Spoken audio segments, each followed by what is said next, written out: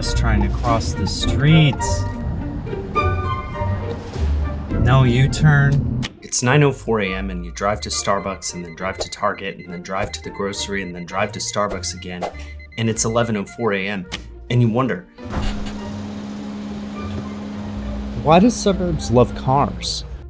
You'll find lots of theories from the TikTok urbanists who blame the cars. Okay, so General Motors, they put the streetcar out of business and it was low-key awful. And the transit. The solution's totally simple. Each city needs to build 300 subways. And the highways. Robert Moses? No, more like Robert, no, sus. And those all have elements of truth, but there's another bigger reason that the American suburbs and cars will probably never fall out of love.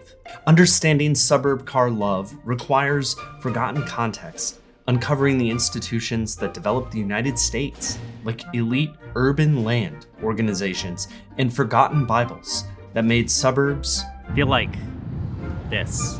To understand why suburbs love cars, you've got to understand the people who built the suburbs.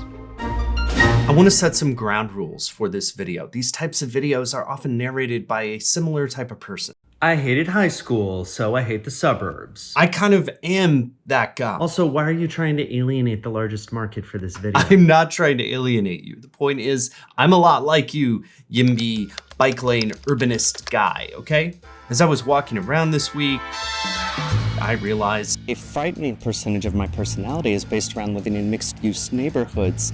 Because if I were to confront empty space, it would make me think about the empty space inside myself. But at the same time, I want to try to understand the suburbs, not just hate on them, because I understand the suburban urge. Pushing a double stroller everywhere, it sucks. You know, sometimes I even wish that I had a bigger yard.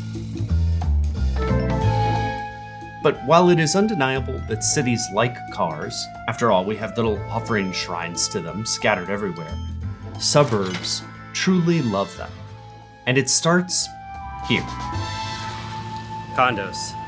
Well, they used to house streetcars, but now they're condos.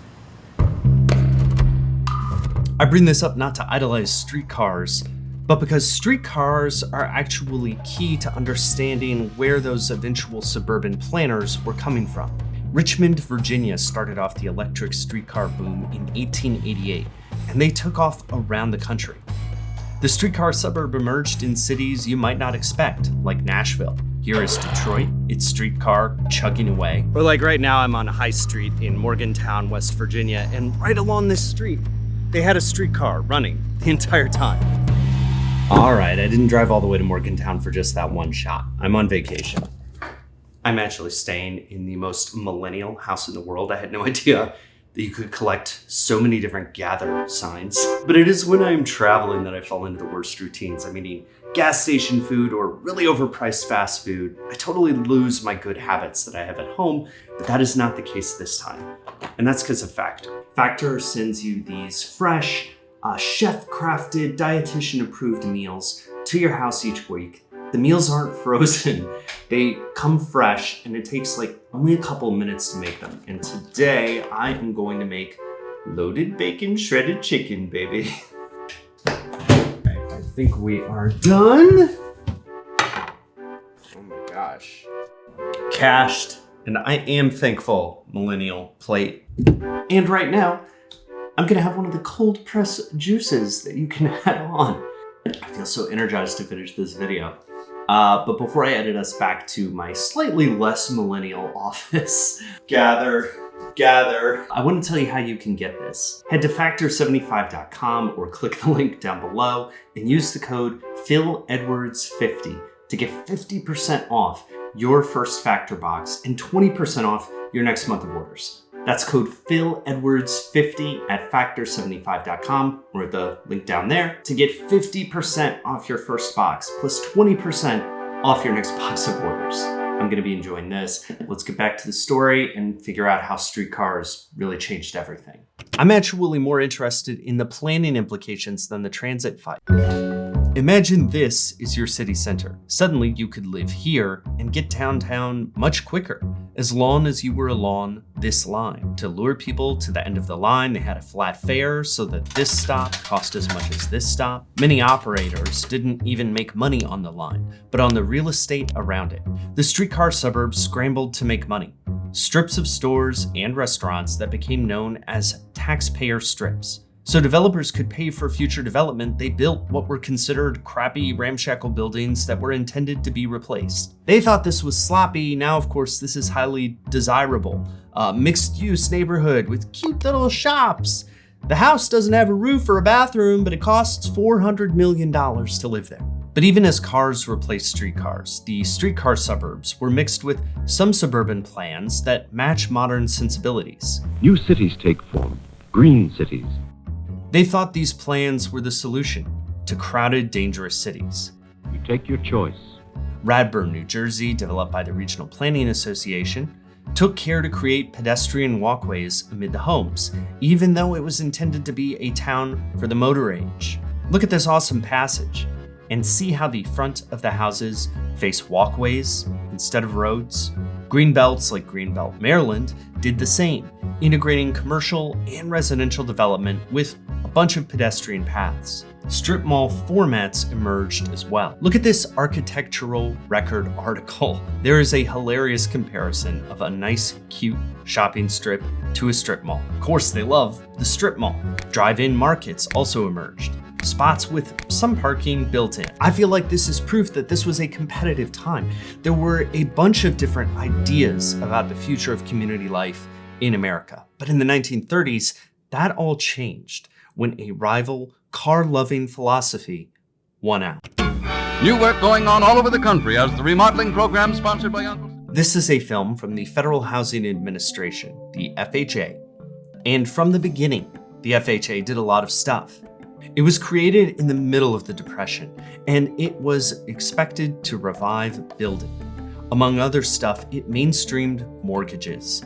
Now your rent money could buy a home with a small down payment. Suddenly, it became safe to invest in housing because Uncle Sam was backing them. That included large developments. Because these mortgages were backed by the federal government, housing could become a big business, and community developments could get really big. This followed an increasing period of government involvement in community building, including the legality of zoning. So now communities frequently stopped doing the mixed-use style that is pretty trendy today, actually, and they went with commercial here, single-family here, multifamily here. All split out, all legit. But let's reel this in a bit. How does this connect to the suburbs loving cars? In Kansas City, Missouri, a developer named J.C. Nichols created the first real suburban community in the 1910s. It was also the first shopping center with cars on the brain. So I've actually seen this when I was in Kansas City, and I bought some drone footage of it because it is just so distinctive looking.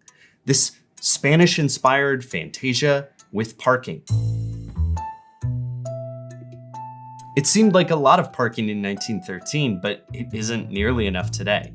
So Nichols was this inspirational developer at the time when the FHA became a very powerful organization. They wanted to make sure that the loans they were giving out would get paid off.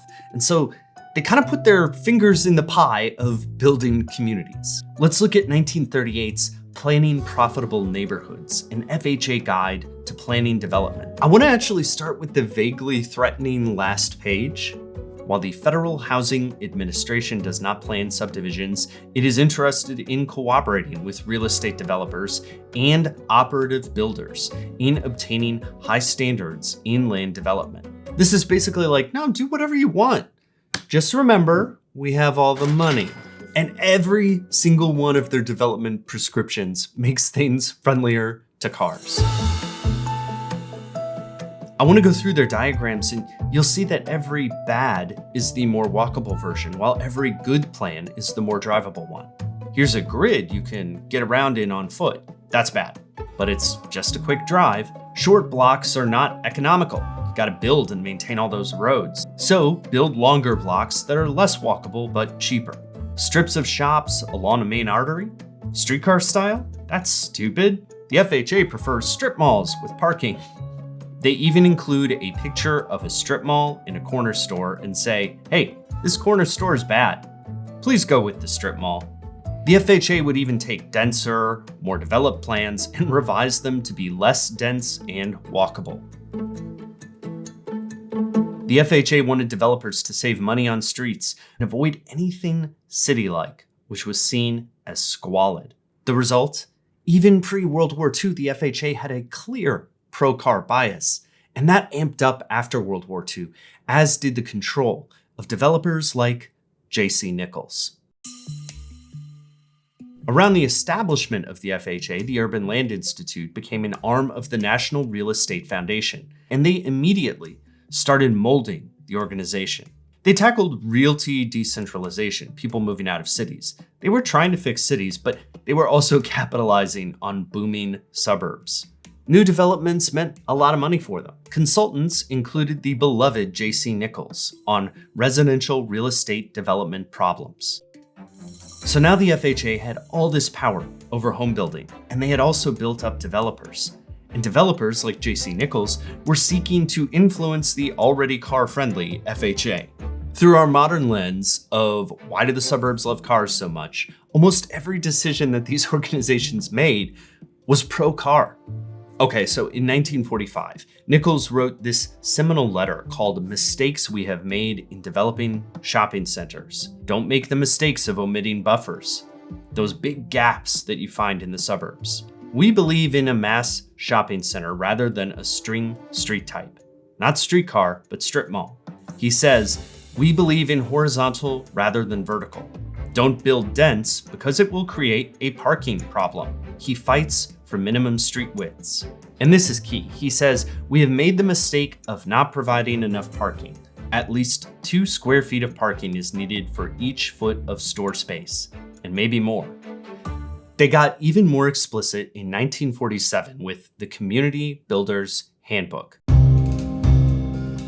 Chairman J.C. Nichols' recommendations included tips like this then famous diagram of a neighborhood unit with a layer cake of single-family homes, detached homes, apartments, and shopping. Everything was separate, which is less walkable. And beyond that, the Bible featured recommendations that emphasized single-family homes, shopping, and driving. They recommended against double sidewalks. You only needed it on one side of the street, if that. And they included elaborate diagrams for car clearance. Nichols' beloved protective covenants made it hard to change neighborhoods from these prescriptions, with the J.C. Nichols Country Club Plaza as the shining example of how to do it right. They said, have a buffer area, ample parking stations, and they even suggested layouts to make shopping centers as parking-friendly as residences. To developers, this was ditching the janky taxpayer strips in squalid cities in favor of a new paradigm that would be profitable and probably require a car. And I think it's important to remember that this wasn't like a local idea that bubbled up and then spread. This was a top-down one through the Urban Land Institute and the FHA. It's federal. So plans from Virginia to California were praised in 1947 and in subsequent editions of the Community Builders Handbook and in newsletters. The Urban Land Institute enabled the FHA, which enabled developers, which enabled the Urban Land Institute. And that made America look the same. And you needed a car to see it. So having done all this research, where do I end up on it? I think it shows that transit is not really going to fix the problem with the suburbs. They were built this way, and it's really hard to rebuild.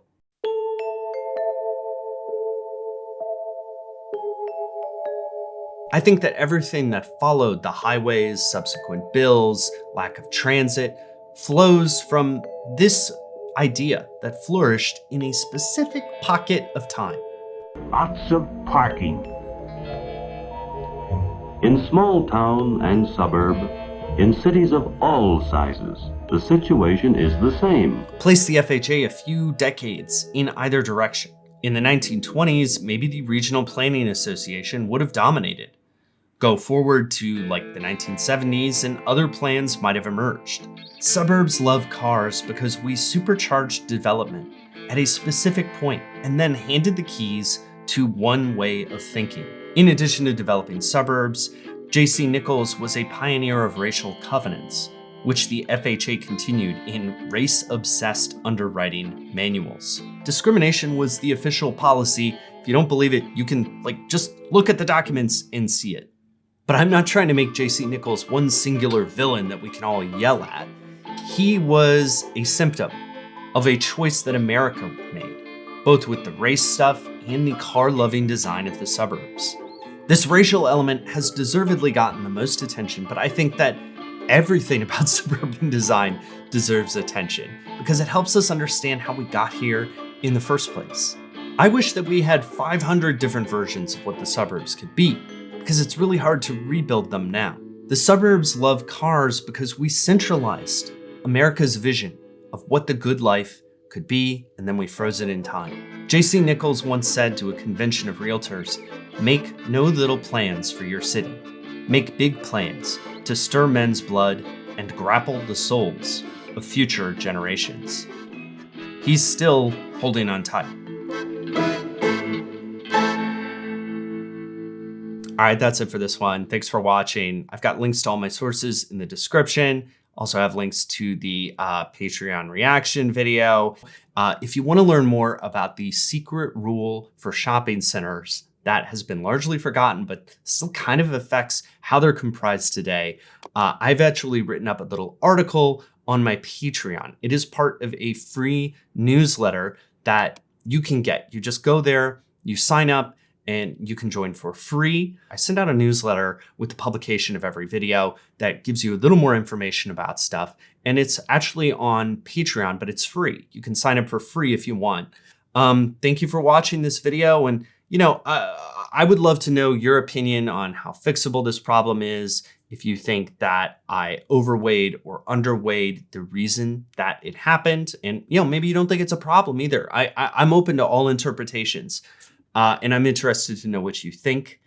Thank you for watching, and hopefully I will see you in the next one. All right, bye.